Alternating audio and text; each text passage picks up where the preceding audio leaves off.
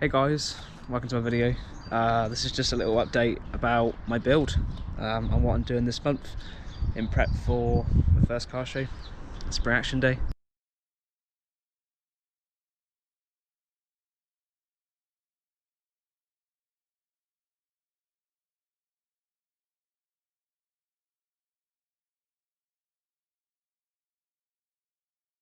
Yeah, so most of the goodness is happening underneath here. I've added some debatable stickers to the engine bay. But this is it. Just a Bogo standard 1GFE with a relatively cheap turbo kit fitted.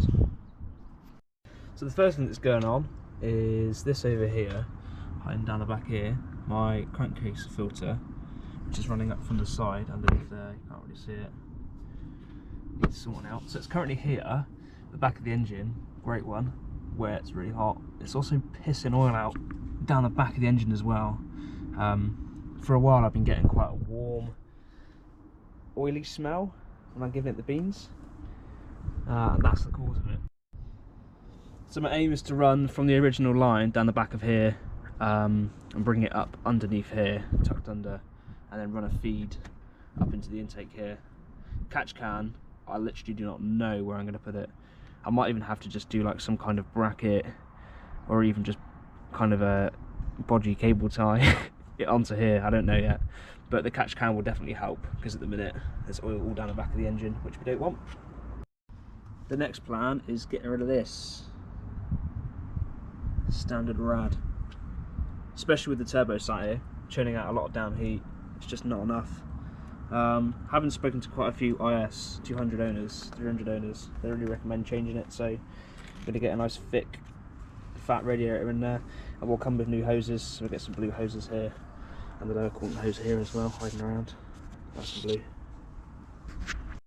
My other plans are to do some paint work on it just before the end of the month, and we're going to fit some new braided lines on the front and rear. I also need 2 wheel bearings. Well, 1 wheel bearing is really bad, but I need 2, just go do both while we're here, you know what I mean? But apart from that, not much else. So overall I'm pretty happy with the looks of the car. Future plans, I'm quite unsure at the minute. Touch of the bodywork obviously, but I don't know. I'm undecided. I feel like the rear end is nice. We could have a bit more of an aggressive rear lip, definitely. But I feel like it's not exactly bad. The smooth boot is absolutely wicked. The side skirts are just a normal Bogo common muck, but they're alright.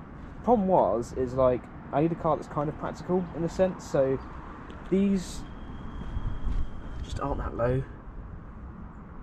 So they look alright, but they're not going to scrape over everything. I've never actually ever caught this at all, because these cars do ride quite low on 17s. And then I am going to be, stay tuned, I'm going to be changing the front bumper at some point. I don't know when, I don't know what to, but I am. I just find that I'm struggling with the intercooler fitment with it, and again, it's a very common kind of TRD/elegance kit, Lexus front bumper, so I just thought I'd do something a little bit outlandish to make it a bit different. New calipers, look at them. Ooh. The car's also, I guess they come fitted, but I bought it with Maxing nonce pedo plod rods. You know what that is if you own a Lexus. They're basically the bog standard Maxing speed rod coilovers. So I've got them in there at the minute, maxed out on the rear. If you can see, I'm kind of blocking it. Pretty good actually, looks alright. Actually the front, because I fitted the RCAs for the big brake kit now, you can go lower, but the problem is, go lower than that, with the alloy and tyre setup I've got, it just rubs already, so I can't really do much with it. So the aim is to definitely get rid of those coilovers. HSDs I'm looking at, I expect. Tyne potentially, although the reviews on Tyne, they're kind of like the mid-range coilovers are a bit debatable, so you might as well just spend the proper money and get a decent set. So it's going to drive a lot better when it's on those. The Maxim nonce rods I've got on there currently. Okay, I would say I haven't actually been the standard one, so I don't really know.